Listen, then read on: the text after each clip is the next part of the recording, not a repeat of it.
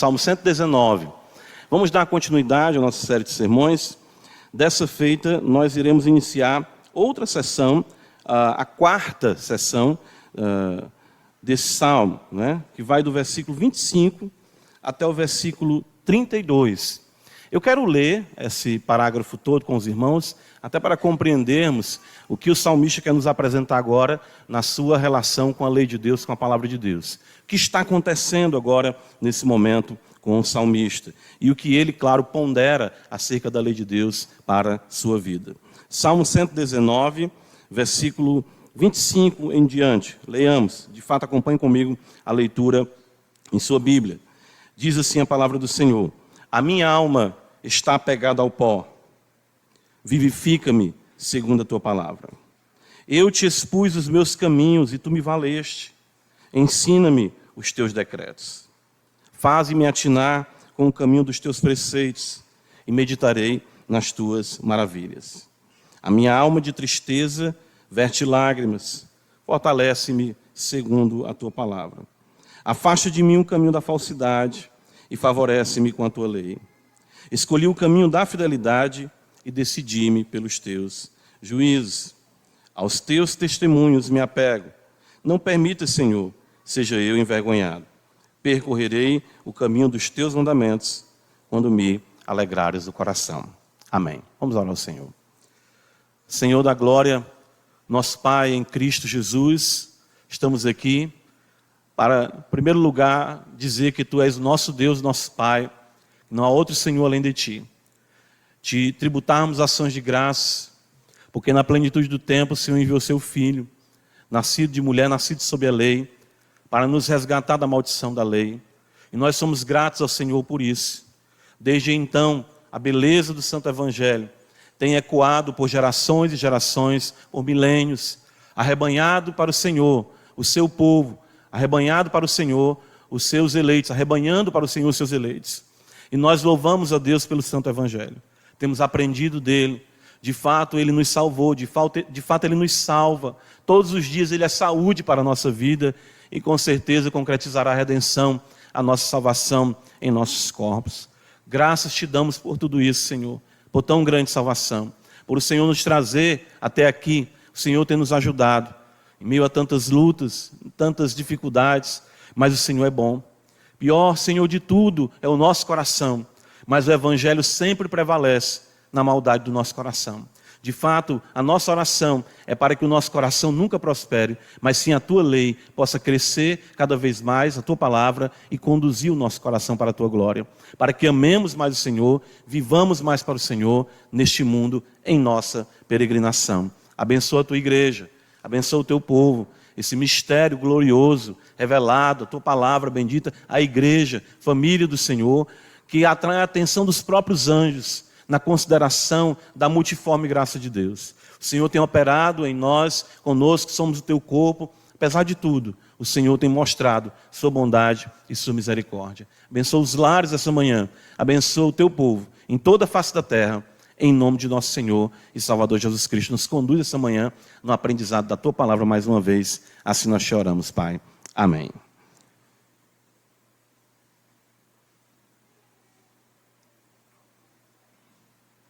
Bem, começamos então essa sessão, e eu, considerando aqui essa sessão do Salmo 119, de fato, como todo salmo, muito sublime. Mas dessa feita nós encontramos aqui o salmista, irmãos, agora abatido. O salmista está abatido, isso nós podemos perceber, por isso que eu fiz questão de ler com os irmãos esse parágrafo, essa sessão toda, do verso 25 ao 32. Veja no versículo de número 28, ele fala: a minha alma de tristeza verte lágrimas. Né? Ele fala que não quer ser envergonhado. Ele fala no versículo 32, quando me alegrares o coração. O salmista se encontra abatido diante das inconstâncias e complexidades da vida de um pecador redimido. Isso é muito interessante porque nós observamos aqui um declínio na espiritualidade do salmista. Ele fala isso, ele diz: eu estou abatido. A minha alma, de fato, ele diz aqui no versículo de número 25, está apegada ao pó. Ou seja, ele está sofrendo. E isso é muito interessante porque isso destaca para nós essas inconstâncias, como nós falamos aqui, e as complexidades da nossa vida como pecadores redimidos. Ou seja, em nossa caminhada cristã, nós vamos nos encontrar em momentos muito bem, e em momentos também nos encontraremos muito mal. Nós caminharemos com força, correremos, em alguns momentos nós iremos apenas nos arrastar. O salmista, então, aqui, ele entende, o que é maravilhoso é que, mesmo na situação de declínio da sua espiritualidade, ele não deixa de ponderar na palavra de Deus. Ele não deixa de considerar na palavra de Deus. O que eu aprendo aqui, de muitas lições, eu vou destacar aqui algumas, mas até considerando aqui nesse momento, de forma introdutória com os irmãos, é que os nossos piores momentos também devem ser vividos na presença de Deus. Ou seja, as nossas maiores dificuldades, nossas maiores tristezas, decepções, enfermidades, privações, mesmo nesse contexto, ou nesses contextos, nós devemos nos voltar para o Senhor. São muitas as causas que podem levar um crente ao declínio espiritual. Nos entristecemos, nos decepcionamos, às vezes nos entristecemos até mesmo com o trato da providência, ficamos questionando o porquê das coisas. Vemos isso em Jó. Jó fala muitas vezes, ele fala que não queria nem ter nascido. Então, são muitas as coisas, as causas, as circunstâncias que podem nos levar ao declínio espiritual. E ele constata isso. Então, eu quero ver nesse versículo 25 alguns pontos com os irmãos aqui. Ou seja, a constatação do declínio. Ou seja, o salmista, ele está diante de Deus e ele se percebe abatido, ele se percebe triste, ele se percebe de fato no pó.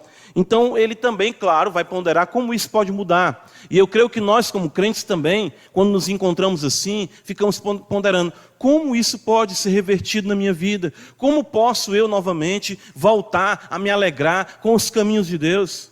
Eu creio que você pode estar fazendo essa pergunta hoje, findando esse ano. Você pode estar dizendo assim, esse ano foi tão difícil, eu orei menos, eu li menos, eu busquei menos a Deus. Eu estou constatando o declínio na minha vida. O que eu posso fazer para que isso mude? Quais são os meios para essa transformação? É isso que eu observo com os irmãos aqui, quero observar no versículo de número 25. Então, irmãos, lamentavelmente, em primeiro lugar, a constatação desse declínio. Nós somos seres instáveis e inconstantes. Nada em nós é permanente do lado de cá da eternidade. Nós temos que lidar com a mutabilidade pecaminosa que nos é inerente desde a queda. Isso é algo que todos nós sofremos, todos nós padecemos. Ou seja, em certo momento nós estamos bem. É muito bom isso. Lemos mais a Bíblia, oramos mais, estamos mais presentes nos cultos, somos mais fiéis na contribuição. Em casa tudo está em paz. O verdadeiro céu na terra. Existem momentos assim, Então, nós vivenciamos esses momentos, ficamos felizes, agradecemos ao Senhor, louvamos o Senhor, porém, em outros momentos, tudo isso desaba. Isso acontece da noite para o dia, muitas vezes. Tudo isso desaba. Nós ficamos no pó, nós ficamos literalmente na cinza. É isso que o salmista diz no verso 25, veja, minha alma está pegada ao pó. Salmo 39, volta comigo um pouco, o salmista destaca essa verdade que é importante nós considerarmos. Salmo 39, quero ler 2 versículos aqui, ele diz o seguinte, no verso 5, ele diz assim, deixa eu ver se essa é a mesma referência? Isso, Salmo 39, versículo 5. Eu tinha visto só a parte A do versículo. Deste aos meus dias o cumprimento de alguns palmos. A tua presença, o prazo da minha vida é nada. Veja a parte B do versículo. Na verdade, todo homem, por mais firme que esteja, é o quê? Pura vaidade. Todo homem, por mais firme que esteja, é pura vaidade. Qualquer momento, a soberania de Deus, a sua vontade, Ele nos abate ao leito. Ele nos abate à sepultura. Ele nos abate, enfim, nos nossos recursos. Todo homem, por mais firme que esteja, é pura vaidade. Reis se levantam, reis caem. Homens vão dormir hoje ricos, com as suas ações, rendendo muito dinheiro, e acordarão na manhã de segunda-feira na bancarrota totalmente, ou seja, sem nenhuma expectativa de glória que outrora consideravam. Versículo 11 está escrito, ainda no Salmo 39, quando castigas o homem com repreensões por causa da iniquidade, destróis nele como traça o que tem de precioso. Com efeito, todo homem é o quê? Pura vaidade. Então, interessante que Davi estava ali considerando a arrogância dos ímpios, mas nesse momento ele está abatido agora, está triste. Quais as razões, nós não sabemos claramente, mas a alma dele verte lágrimas de tristeza, ele diz isso. Ele espera novamente a alegria no seu coração. Tiago capítulo 1, os irmãos conhecem bem esse texto, vamos no Novo Testamento, veja, Tiago capítulo 1, ele vai nos dizer algo também, que Tiago está escrevendo aos santos, né? E ele nos repreende por isso, né? Porque isso, uma hora ou outra, sempre nos é pertinente. Veja a partir do versículo 5, ele diz, se porém algum de vós, Tiago 1, verso 5, necessita de sabedoria, peça a Deus, que a todos dá liberalmente e nada lhes impropera, e ser-lhe-á concedido. Peça, porém, com fé, em nada duvidando, pois o que duvida é semelhante à onda do mar, impelida e agitada pelo vento. Não suponha esse homem que alcançará do Senhor alguma coisa. Homem de ânimo dobre, inconstante em todos os seus caminhos. Nós nos enquadramos aqui muitas vezes, né, como a onda do mar. Vamos, né, enchemos, recuamos. Essa instabilidade, ela é, de fato, a nossa triste realidade. Por outro lado, irmãos, interessante aqui nesse salmo, porque o salmista registra isso dessa forma, é que nós encontramos nessa constatação consolo. Nós vimos o lado negativo, né? Puxa, estou abatido, estou triste, não leio mais como outrora, não oro mais como outrora, não sou tão assíduo como outrora, não sou tão piedoso como outrora. Ora, veja o que você está falando. Você está falando de outrora. O homem natural, o ímpio que se encontra morto em delitos e pecados, não cogita dessas coisas. O fato de hoje, né, você constatar um declínio espiritual é também um motivo de alegria, porque mostra que a vida espiritual já pulsou e, de fato, ainda que de forma muito latente, ela pulsa no seu coração. Ou seja, você sente saudade do que experimentou, não é? Você disse, meu Deus, eu queria ler mais, eu queria orar mais, eu queria buscar mais, eu queria vigiar mais, eu queria falar menos, eu queria pecar menos, porque eu já experimentei esse poder, essa graça na minha vida. Só os que já experimentaram que o Senhor é bom, de fato sofrem com a constatação do declínio, porque se agora se encontram no pó, é porque em outro momento já estiveram andando altaneiramente com o Senhor. Lembra do que o apóstolo Pedro fala, né? Capítulo 2, da primeira epístola de Pedro. Depois de falar ali no capítulo 1 que a divina semente estava no coração dele, ele vai dizer que essa palavra deve operar em nós, crescer em nós, e a cada dia despojar-nos de tudo aquilo que é mal. E ele diz no versículo 3, eu gosto demais desse texto, porque ele diz assim, 1 Pedro 2,3, se é que já tendes a experiência de que o Senhor é o quê? Bondoso. Vocês experimentaram isso? Vocês provaram isso? Se vocês provaram isso, vocês têm essa experiência, né? Vocês sofrem por tal abatimento. A beleza da Epístola aos Romanos, do capítulo 7 para o capítulo 8, é algo também que nos ajuda a entender essa instabilidade da nossa vida cristã. Certo? Essa instabilidade. Você lê Romanos 7, chega em casa, faça esse exercício, lê Romanos 7, né? Mas observe comigo aqui, a partir de alguns versos de Romanos 7, ele diz aqui, a partir do versículo 18, porque eu sei que em mim, isto é, na minha carne, não habita bem nenhum. Pois ao querer o bem, Pois o querer o bem está em mim, não porém efetuá-lo, porque não faço o bem que prefiro, mas o mal que não quero esse faço. Mas se eu faço o que não quero, já não sou eu quem o faz, e sim o pecado que habita em mim. Então, ao querer fazer o bem, encontro a lei de que o mal reside em mim. Porque no tocante ao homem interior tem um prazer da lei de Deus. Veja a própria linguagem aqui de Paulo. Tem um prazer ao mal, o bem, o mal. Mas vejo nos meus membros outra lei, que guerreando contra a lei da minha mente me faz prisioneiro da lei do pecado que está nos meus membros. Desventurado homem que sou, quem me livrará do corpo dessa morte? Ele mesmo, pelo Espírito, responde: graças a Deus por nosso Senhor Jesus Cristo. De maneira que eu de mim mesmo com a mente sou escravo da lei de Deus, mas segundo a carne da lei do pecado. Agora, pois, já nenhuma condenação há para os que estão em Cristo Jesus. Quão lamentável, irmãos, é nossa inconstância. Claro que isso não é um estado de espírito que nós devemos buscar ou nos pautar, mas não devemos também nos desesperar. Quão lamentável é nossa procrastinação, quão lamentável nosso fastio espiritual. Isso é lamentável. Quão pouco nós amamos. Nossa alma se encontra, de fato, apegada ao pó. É isso que o salmista diz no versículo 25. Minha alma está apegada ao pó. Alguns vão observar, claro, o seu abatimento, e outros até vão entender esse texto como que ele é apegado às coisas desse mundo, fazendo mais parte desse mundo, sendo mais terreno, sendo mais atrelado à sua natureza que procede do pó.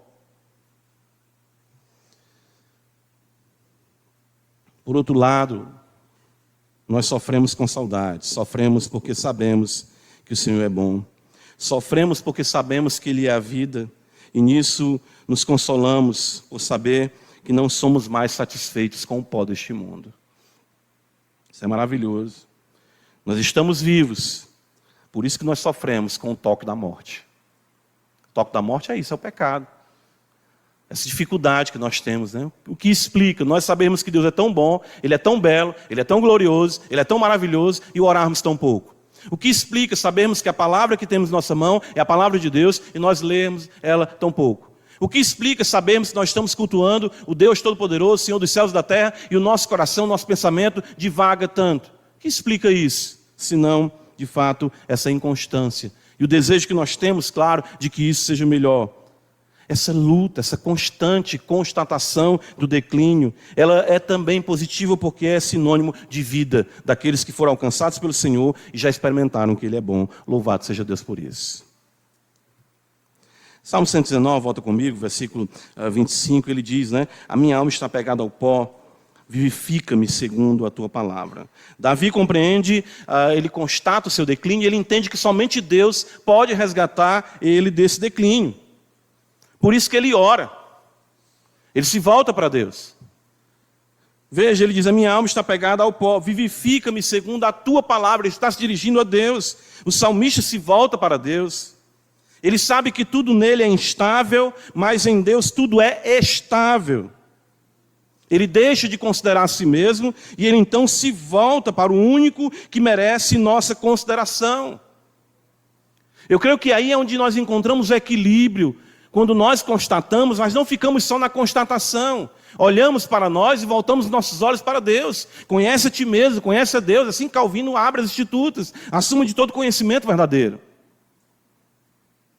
Como disse certo puritano, cada olhar para você, dê 10 olhares para Cristo, né? Olhe para o Senhor, porque quando nós olhamos para nós constatamos esse declínio constantemente. Escrevendo a Timóteo, veja comigo, primeira epístola de Paulo a Timóteo, no capítulo 6, é muito belo quando Paulo conclui aqui, e falando de vida, não é?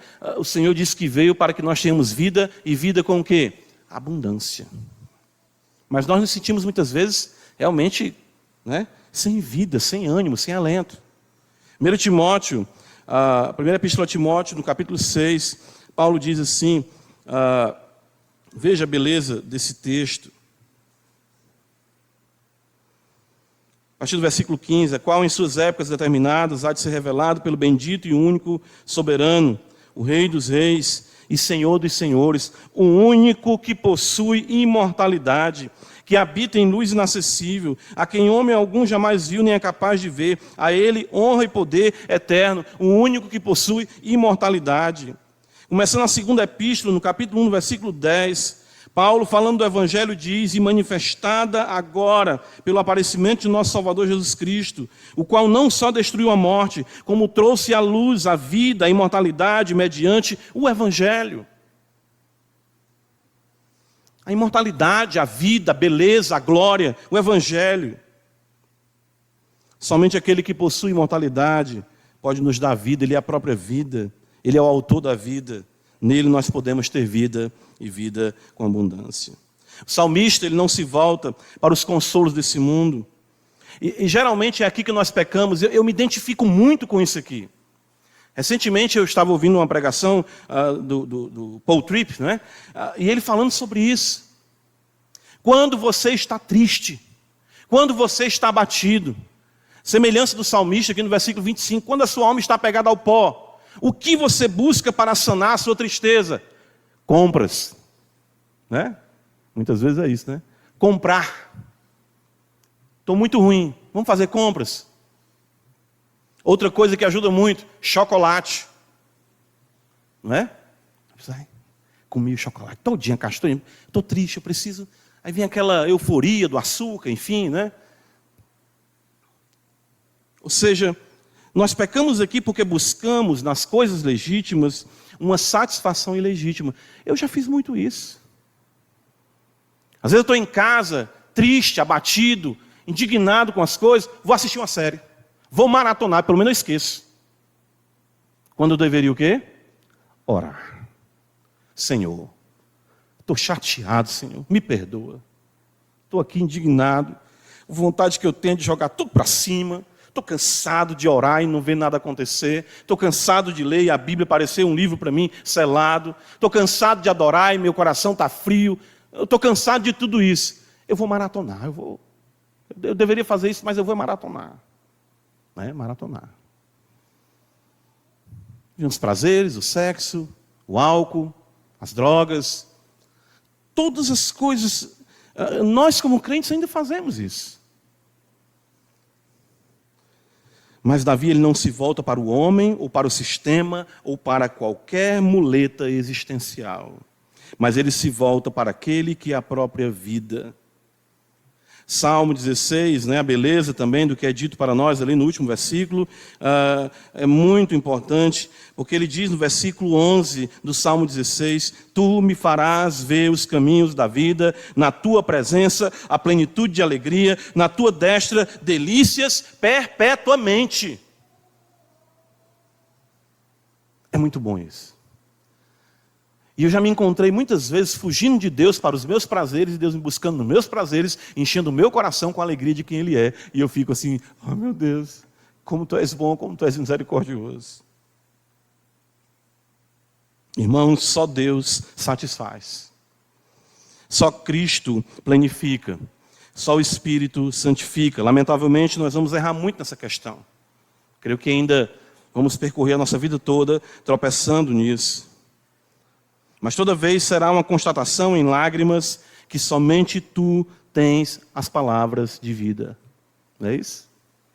Você corre para todo lado, você bate em todas as portas, você busca apoio de pessoas, você quer pessoas para apoiarem a sua causa, para dizerem que você está certo, você quer que os seus familiares concordem com você, você quer buscar, enfim, se embriagar com o entretenimento. Aí você foge um dia, você foge uma semana, você foge 2 semanas, você foge 3, um mês, aí o Espírito lhe coloca, lhe acosta ali na parede e diz, só eu posso satisfazer o teu coração. Aí você cai aos pés do Senhor. É sempre assim. E isso é a dinâmica da vida do crente. Porque Davi está fazendo isso. Hoje é mais um dia oportuno dessa graça, que não cansa de nos mostrar e nos vencer a bondade de Deus e, claro, as incoerências e ilusões dos prazeres efêmeros que não planificam nossa alma. Volto para o Salmo 119, eu quero concluir. Versículo 25, ele diz aqui assim: a minha alma está pegada ao pó, vivifica-me segundo a tua palavra. Então nós vimos que ele constatou o declínio, ele observou que só Deus pode resgatá-lo do declínio, e ele então observa os meios utilizados por Deus para resgatá-lo desse declínio. Quais são? Sempre nós pensamos que a solução dos nossos problemas se encontra em algo inusitado e maravilhoso. Deus vai fazer alguma coisa que, não é? Ainda hoje eu faço esse tipo de oração. Aí Deus olha para mim e diz: rapaz, continua menino, né? Vem quando a nossa infância espiritual, né? Porque eu digo assim: Senhor, faz alguma coisa, me dá um sinal, muda isso da noite para o dia. Senhor, tu é poderoso. Claro que é. Não é assim que a gente vive? Eu queria tanto que uma coisa acontecesse. O milagre de Natal? Né? Tanto filme assim, né? Mas é isso que nós esperamos de Deus muitas vezes. Mas olha o que está escrito no versículo 25. Ele fala: minha alma está pegada ao pó, vivifica-me segundo a tua palavra. Pensamos que nossa vida pode ser transformada, né, por esse passe de mágica. De fato, nós somos imediatistas e não gostamos das coisas a longo prazo. Nós somos impacientes. Sendo assim, nós queremos que a divindade se adeque às nossas paixões e nós queremos ditar para Deus o ritmo das soluções dos problemas em nossas vidas. Eu faço isso. Eu fico pedindo a Deus que acabe. Né? Eu gosto da sinceridade daquele cântico do Grupo Logos, que ele diz assim: Senhor, se estou por ti sendo provado, eu quero aprovado ser. Quando? Agora. É agora que a gente quer, né? Agora. Acabe isso aí, Senhor, agora. Eu gosto. Pastor Paulo César ali foi preciso externar isso que nós temos. Eu quero que toda aprovação acabe agora. Mas não é assim que Deus faz. Deus estabeleceu as coisas de forma orgânica e deleitosa, a fim de que no buscar nós sejamos transformados em regozijo e numa relação constante e autêntica com Ele, na qual Ele se dá a nós todos os dias, para todo sempre. Então o que Ele quer é que nós nos dirijamos a Ele todos os dias. Porque tudo que é autêntico demanda relacionamento, pessoalidade, comunhão, intimidade. Por isso que Deus me chama a você, chama a mim e a você para a oração, para a leitura da palavra. Quais são os meios estabelecidos por Deus? Primeiro, a oração, Ele está orando. Segundo, a tua palavra. Vivifica-me segundo a tua palavra. Vou continuar fazendo as mesmas coisas, porque sei que através das mesmas coisas eu encontrarei o mesmo Deus. É isso que ele está dizendo aqui. Eu lembro dessa ilustração de William Gurnall, puritano, ele falando sobre por que Deus não nos dá tudo de uma vez. De fato, quando nós estudamos teologia, nós sabemos que a salvação ela é completa, ela é plena, é perfeita, o Senhor. Né? Nós procuramos entender, né, compartimentalizar as virtudes, as operações do Espírito em nossa alma. Mas Ele nos dá tudo, tanto que Pedro vai dizer tudo que conduz à vida à piedade, segunda epístola de Pedro, capítulo 1, ele fala isso. Mas Deus estabeleceu uma maneira de nos dar uma porção diária. Diária. Por que Ele fez isso? Por que Ele faz isso? Porque Ele tem prazer em se relacionar comigo e com você. Pense você como cônjuge, ou você como pai ou como mãe. Que relação fria, distante, seca, sem sentimento, se o seu filho chegasse para você e apresentasse as contas do mês, tudo que precisasse para a sua manutenção, e você entregasse aquele dinheiro a ele, e ele só lhe encontrasse, quem sabe, depois de 6 meses, porque o valor que você deu corresponde a 6 meses ou 1 ano. Que relação você teria com ele? Então o puritano diz que todos os dias, Deus vem nas despensas do nosso coração, observa os itens que estão faltando, e abastece a nossa vida com a sua graça e com o seu poder. É a maneira que Ele tem de chegar todo dia em nossa casa e dizer: como vai você? Eu quero saber como você está. Venha conversar comigo. Vamos lá? Vamos conversar? Isso é o chamado o quê? Para o quê? Oração. Eu tenho muito a te dizer. É um chamado para quê? A leitura da palavra. Salmista aprender assim. Por isso ele ora e pede Que a sua restauração venha na esteira da cotidiana devoção a Deus, mediante a palavra que procede da boca de Deus. Ele não pede aqui, Senhor, me ergue desse pó imediatamente. Ele não, vivifica-me segundo a tua palavra. Eu vou ler. Eu creio que lendo a tua palavra, eu serei vivificado. Orar e ler a palavra. Simples e eficaz. Poderosamente transformador. Vamos prosseguir, irmãos, assim, pois só assim nossa alma foi vivificada. Sabe quando você se converteu? A Bíblia diz, todo aquele que invocar o nome do Senhor será o quê? Então você se converteu numa oração. Sabia disso? É a primeira vez que você ora, você diz, meu Deus, começou, fez a conexão. Céu e terra. Alma regenerada, Deus vive habitando. Clamou por ele, foi salvo. Então a nossa vida espiritual se iniciou numa oração. A nossa alma foi vivificada assim. E é assim que a mesma será vivificada diariamente para a glória de Deus, até que, dada a palavra da ordem, ouvida a voz do arcanjo e ressoada a trombeta de Deus, nós sejamos transformados de uma vez por todas. Mas até lá, Bíblia, oração. Mesmo no contexto de declínio. Tudo a fim de que ele receba louvor vivo dos vivos, como Deus vivo que ele é. Você está abatido, irmão? Sua alma está pegada ao pó? Aqui está aquele que pode vivificar você essa manhã. Mediante o quê? A palavra que procede da sua boca. Mediante o quê? Mediante você clamar a ele e dizer, Senhor, tem misericórdia de mim, que sou pecador. Que Deus nos abençoe. Amém. Pai, nós te agradecemos por tua palavra bendita. Suplicamos que o Senhor nessa manhã vivifique a nossa alma. Nos encontramos muitas vezes arrasados, no pó.